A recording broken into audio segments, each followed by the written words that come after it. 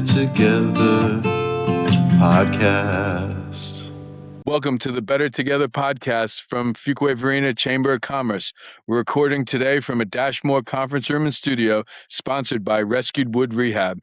The Better Together podcast highlights local businesses each week as the Fuquay-Varina Chamber of Commerce continues to promote an amazing business community. I'm Tom Gavin with Fat Cat Homemade Ice Cream, and I'm joined by my co-host Brad Marshall from Greater Culture Fitness of Fuquay.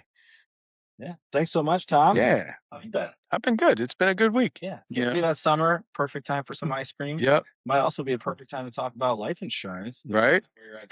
I'm really grateful that we've got Christine Walorz from Walorz Insurance to talk to us a little bit about insurance. So, Christine, thanks so much for being a guest on the podcast today. Thanks for having me. I'm really excited to be here. So, tell us a little bit about your company, Walorz Insurance. Sure. I love to talk about life insurance. So I will gladly tell you about Walorz Insurance. So I'm an independent life insurance agent. So it's me, myself, and I. It's just me. And I actually work out of my home. And so I go to people's homes. I do phone and Zoom appointments with people to help them with their life insurance and also debt elimination programs and some retirement solutions.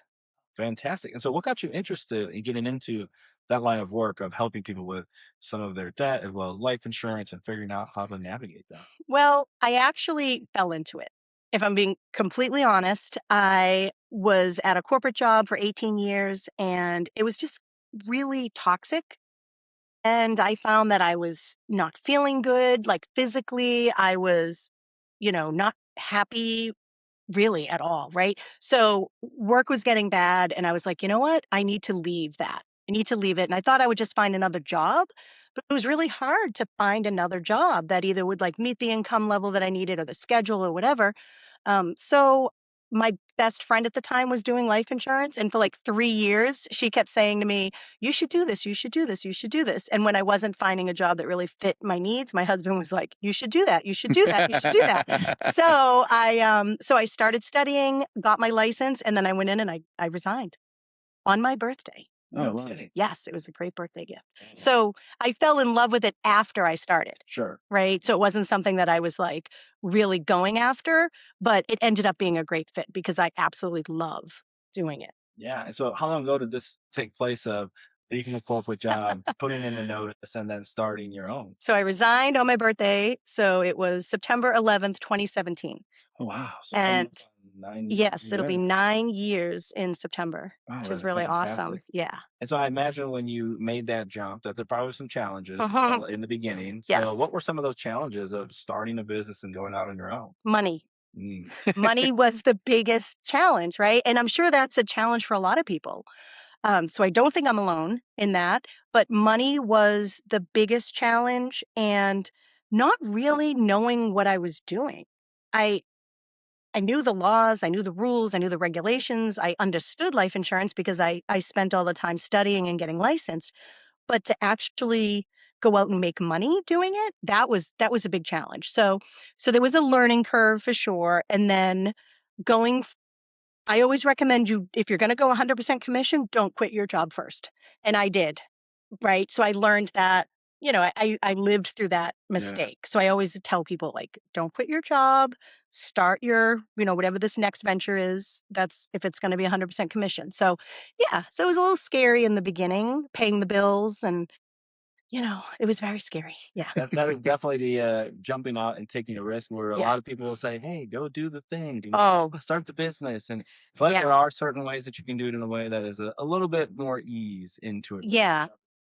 Yes, it should have been more I guess I should have planned it out better, but I was so anxious to get away from the job. Yeah. And my family was very happy to have me leave that job. So it all worked out in the end. I'm still here almost 9 years later. Which is fantastic. And so when I hear life insurance, I mean, the first thing that comes to mind is, okay, setting your family up. So if something were to happen to you, Mhm. accident, death, whatever, hey, my family's covered. But Right. there's probably a lot more to it than just that. So for folks out there who maybe aren't as familiar with life insurance, can you give us the rundown on what Sure. we're talking about? Sure, absolutely.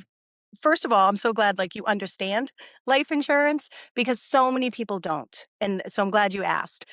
When it comes to life insurance, I think it's not one of those things that we're taught as we're growing up, right? Our parents don't really talk to us about life insurance, and we're told, okay, we graduated from high school or college, we go out, get our first big job, and make sure you get benefits, right? We're taught that to make sure we have benefits. So we just check that box. Oh, I got benefits after 30, 60, 90 days. So I've got life insurance, I've got health insurance.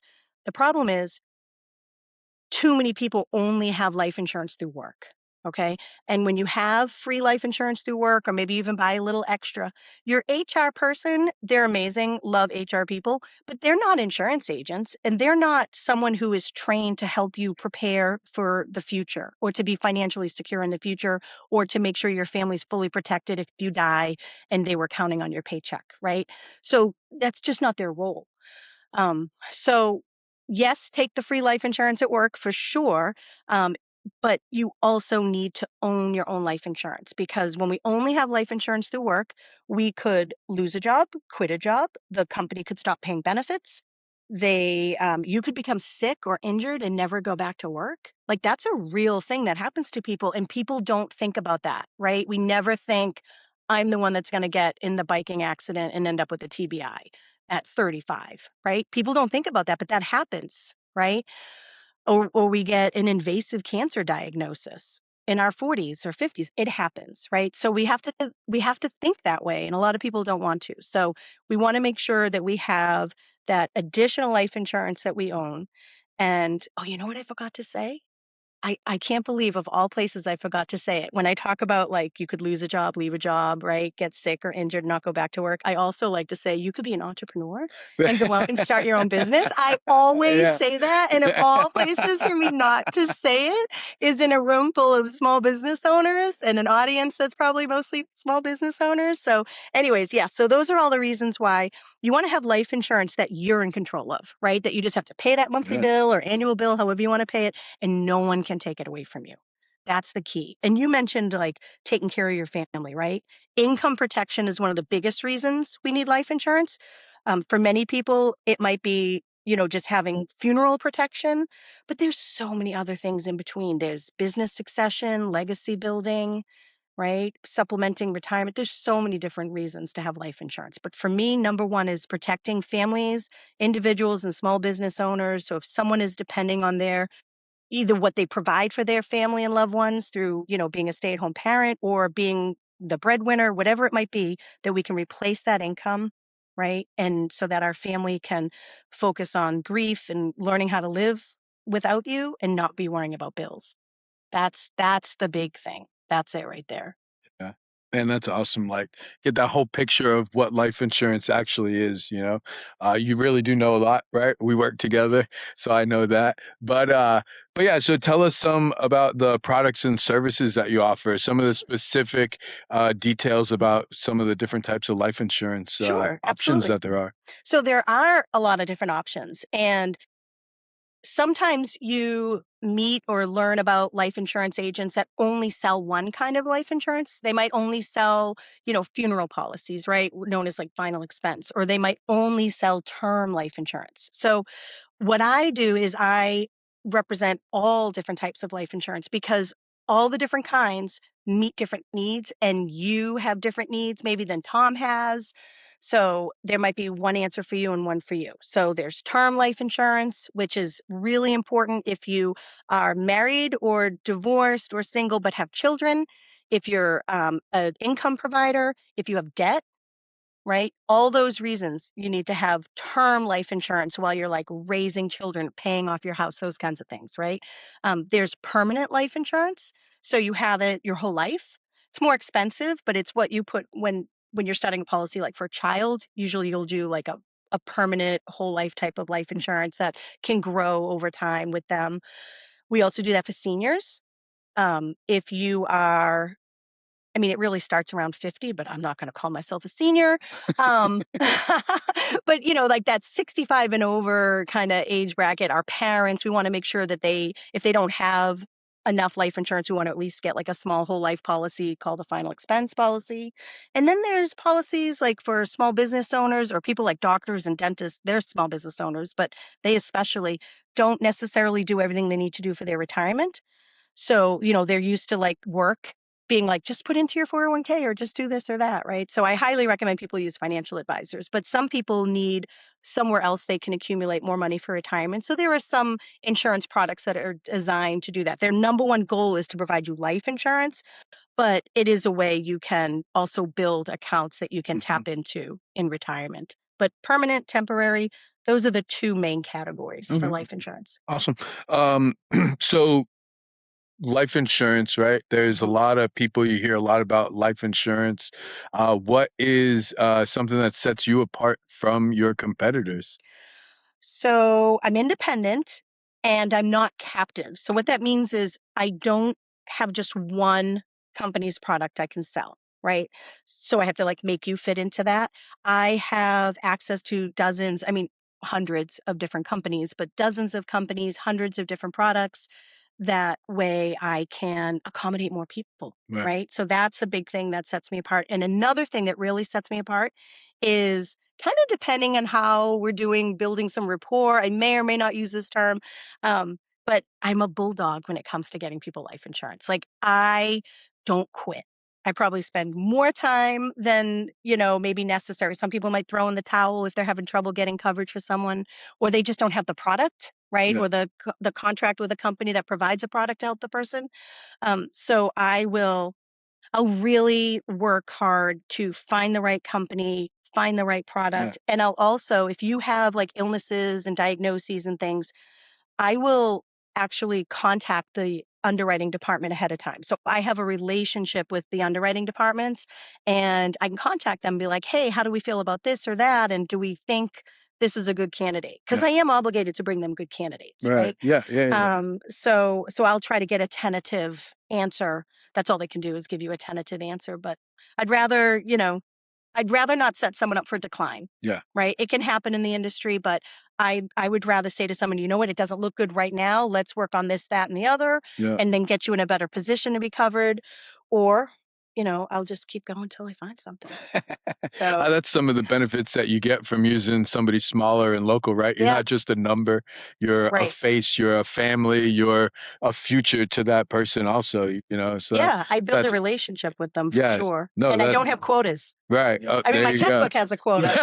My husband has a quota, but I don't have to just push applications and hit a certain number, which is good for me and it's good for you. Right. So Yeah. No, that's awesome. So, are there any community involvement or special like things that you have coming up or that you're a part of in, any community around? So let's see. Well, I do run, I'm the co-founder of the Holly Springs Small Business Networking Group, and that brings in business owners and entrepreneurs from Fuquay, Holly Springs, Apex, Cary. We actually, honestly, we have people from Hillsborough Oh, wow. all the way. We have like Hillsborough, Sanford, we have Lillington. Oh, that's I so mean, cool. we'll have people sometimes from Wake Forest. So we really pull people in from all over, which is awesome. It really is. So I do that twice a month. I go running there after the Fuquay breakfast, the second Wednesday every month. I hit them both up back to back, but I do really enjoy that. I started that 8 years ago, and I did it because there was an Apex Small Business Networking Group, there was a Fuquay-Varina Small Business Networking Group, and there was no Holly Springs Small Business Networking Group. And I'm like, wait a minute, these are like my 3 towns. So I phoned a friend who's a local small business owner, and I was like, you want to do this? And she was like, yes, let's do this. So yeah, that's been really great. That's awesome. And I'm applying for the ambassador team here. Oh, Did I cool. tell you? No, I did not hear Yes, about that. That's awesome. I was like, no. I'm like, you've got like 25 ambassadors. You don't need any more. And I kept missing out on like participating in events, and Oh, I'm like, what yeah. am I doing wrong? And Latrice. Yeah, that's where you get your like first opportunity to Yes, volunteer. that's what Yeah. Latrice said to me. So I went to JB and I was just like, all right, I need to find out how to Yeah, that's apply. awesome. So I guess I have to apply and see if I get accepted. Right. But I'm excited to, be more involved in the Fuquay Chamber that way.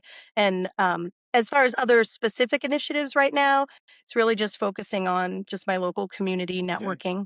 That's awesome. I love the passion you have for relationships, clients, but then also taking that to the local towns and the small businesses. I think that's such a fantastic way for people to build essentially like opportunities to connect with people Yeah. and refer people and figure out ways you can learn. And along those lines, you've been in business for 9 years now, so I imagine there's a lot of lessons that you've learned along the way. So, what are some of those lessons that stand out to you, or the big ones that you're like, oh yeah, I definitely remember this situation or this instance and took something away from it that helped me as a business owner? Well, the first one is going to be around money, Yeah. which I already mentioned. So, one of the biggest pieces of advice I give someone who is looking to start their business, have an emergency fund. That is my number one piece of advice I give people. Like, people always ask, what's your number one piece of advice? That is my number one piece of advice. Have an emergency fund, because you don't know. I mean, some businesses take off like crazy, like everybody eats ice cream, right? Some businesses take off like gangbusters, right? It's up, up, up and away. And others, for most of us, it's up and down, up and down. And sometimes in the beginning, it's down, down, down, down, down, like for me, until it starts going out. So I think it's really important to have an emergency fund, and also when you're ready for it, a marketing budget to know where and when you can spend your money to market yourself. And I think it makes you be more deliberate and thoughtful about how you spend your marketing money. And that could be joining a chamber, Yeah. or it could be, putting an ad in a magazine or doing a commercial on TV or whatever it might be, right? So I think it's important to have a marketing budget. And then the other thing is, for me, is none of these are aha moments, right? But for me, it's um, using the community around you, right? Like for me, relationships are key, which is why I do the networking and why I was like, oh, I have to start a group if we don't have one here, right? For me, I really feel like one of the keys of success for small business owners is relationships and community. So I always tell people to get involved in your community. And that's how you're going to meet people, right? People that you can support, people that are going to support you. Mhm. And I really think that's an important part of learning and growing as a business owner. Yeah, I think those lessons tying into what you would recommend for aspiring business owners, the idea of emergency fund, having a plan, having a budget for things like marketing and growth, but then the connection piece is really important. You mentioned not every business is up, up and away, and Right. you mentioned that having a plan, or maybe easing your way into business can be helpful. But what are some of the things that maybe you did during those challenging times when you're first starting off, and maybe things aren't going the way that you forecasted or planned, or you were super excited, and all of a sudden it's like, wow, there's a reality to running a small business. Mhm. Was there anything that you did that helped you navigate some of those early challenges and get you continued on the path towards maintaining your entrepreneurship in a small business? One of the best things I did was I applied and was accepted to a launch program. So a lot of us in the Fuquay community and Mhm. Apex and Holly Springs, and there's like 15, I think, now in Wake County, plus Joco has one. The launch, it's called Launch My Business. That's like the official name, right? So the launch program, I was in that in 2018. So I started my business in 2017, like barely kept my head above water that fall and winter. And then that spring, I started launch. And I think that's a great place for entrepreneurs to go. And the thing about launch, and we have a great program here in Fuquay, right? All the surrounding towns. It's an amazing program, but for me, what it did, and this is what I said, I still remember sitting in my interview. And what I said to them was, it's given me a chance to hit the reset button, or like the restart button, and figure out the things I didn't know I needed to know. So participating in a program like that, I will always recommend, especially launch. And by this point, I've talked so long, I forget what the initial question was.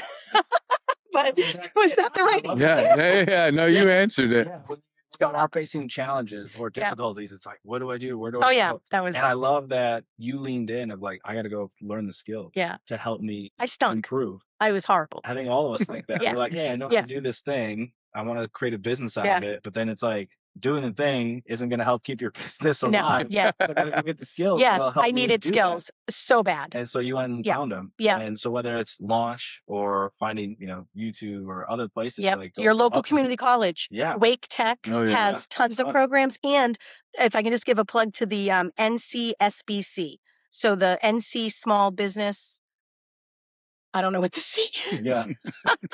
But anyways, I don't remember. But it's the NCSBC, and they do free programs. They're connected to the local community colleges. I Oh. go all the way to Sanford and go to like it's like CCCC. Yeah. Right. And I go to Wake Tech. I go to all the programs. There are programs out there for small business owners, and they're easy enough to find. And usually your local town website will even have a small business page. So in addition to your local chamber, you can also go to the town websites, and usually you'll find help there. So if you're struggling, which I did, you've got to seek out help. You can't be afraid to ask for help. You can't bury your head in the sand. I just had to keep going and going and going. And then I felt one day that I like finally broke through this wall. I felt like I had this brick wall in front of me. And that, and I probably just didn't know how to sell life insurance. But I learned. I did learn. I did learn. So yeah, seek help. Yeah, that's awesome. That's fantastic advice. Yeah. All right. So that's really really is awesome. Like how involved you are, like even starting the small business networking group and all that stuff. What is what's your favorite local spot? So I have a current favorite local spot. So currently I'm really loving that place next to Fat Cat, Hoppy Tails. Oh, Hoppy Tails. Gotta get a Yeah. plug for Fat Cat in there. So yeah, I really think that they've done, in my opinion, I think they've done a good job of jumping in and being involved. Yeah. Right. I've been to so many events there, and I just really think it's a very welcoming area. Yeah. And they're doing a great job trying to be out there and mingle with the community and support the chamber and other local businesses. So yeah, that's kind of like my current favorite spot. That's awesome. Yeah, definitely. I like that spot too. So Yeah, right. And you get a little ice cream, and you go down and chase it with a glass of wine or a beer. Right, and you get to pour it yourself. Like that's even how better. cool is that? If you're on a budget, you just got to watch that. Right. Like, okay, this is the 50-cent ounce one. So okay, I want 6 ounces. You watch That's right. that. Yeah. You know, there's your $3 beer. So what is the best business advice that you have received? That I've received? Yeah, that somebody has given you. Well, I know I'm supposed to be prepared for all these answers. No, these are more difficult than just explaining your Usually it's like, what do you give, right? So I already gave you all that. Maybe I'm gonna just credit some person out there who probably told me I should have an emergency fund. No, I've always had an emergency fund. I've always had an emergency fund. That's something my husband and I have always done.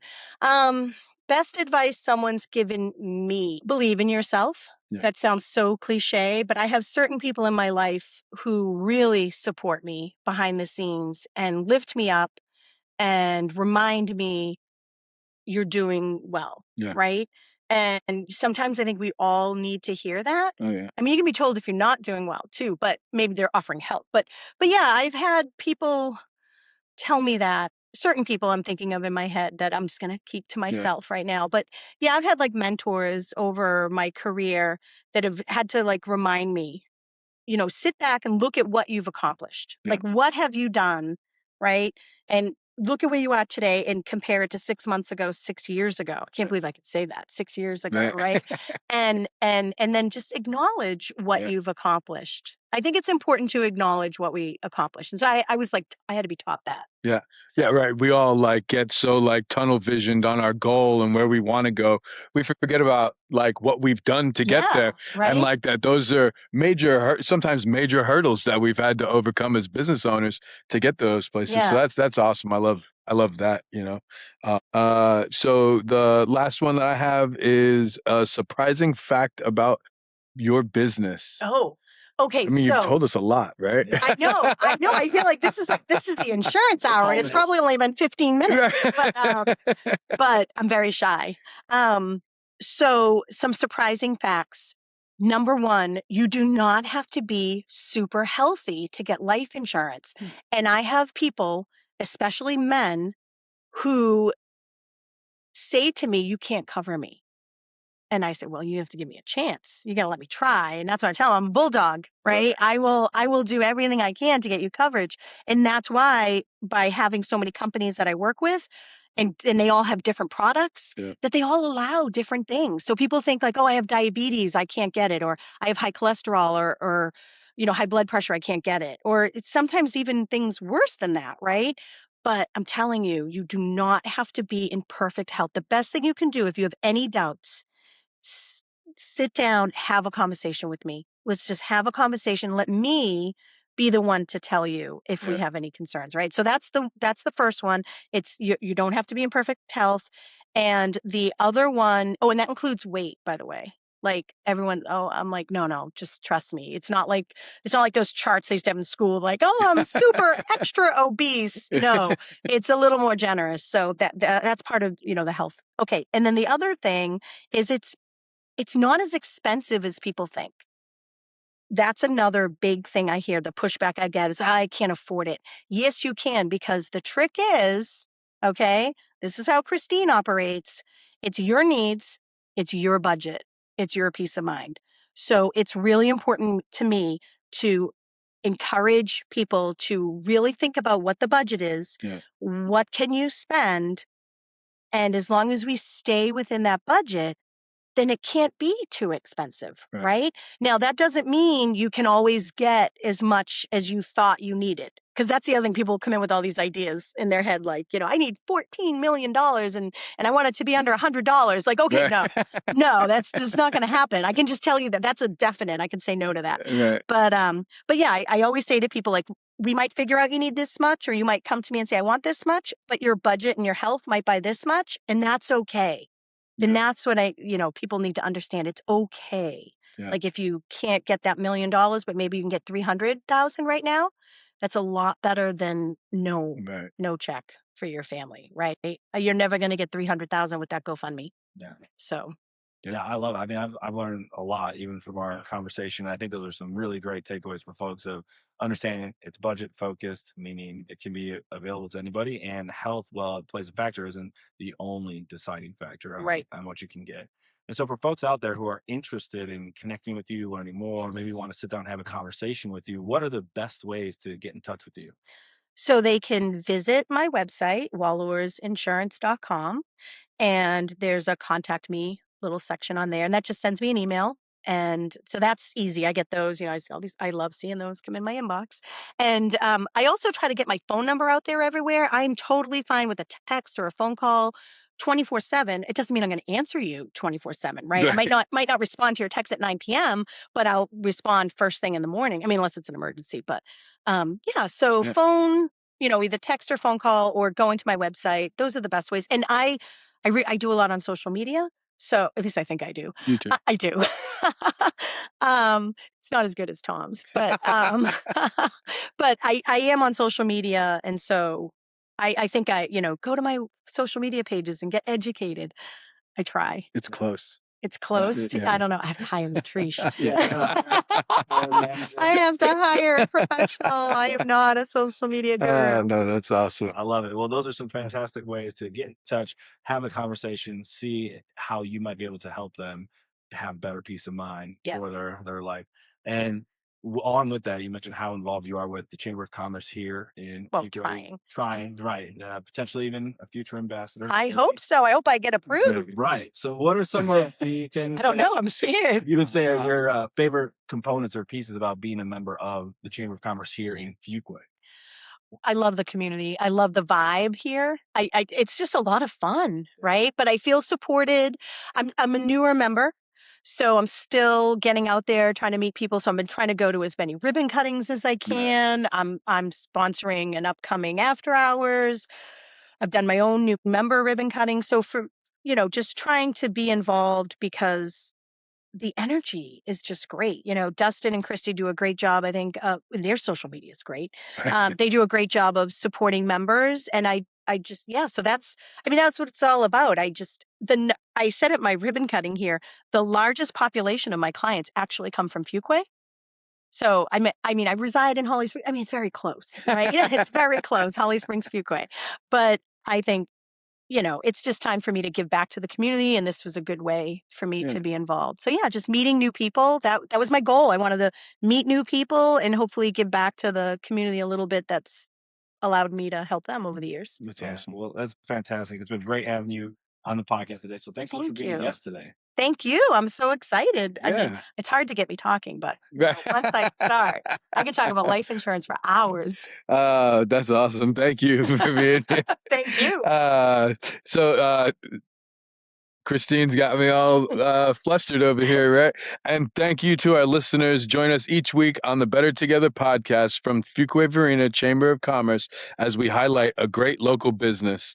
From a Dashmore conference room and studio sponsored by Rescue Wood Rehab, I am Tom Gavin, and we are Better Together. Good job.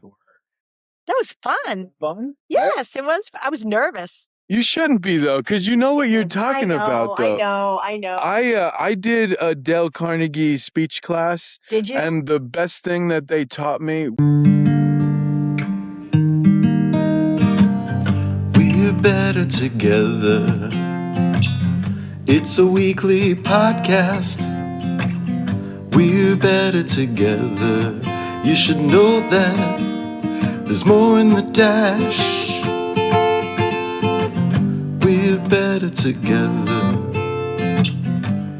Fuquay-Varina Chamber of Commerce. We're better together podcast.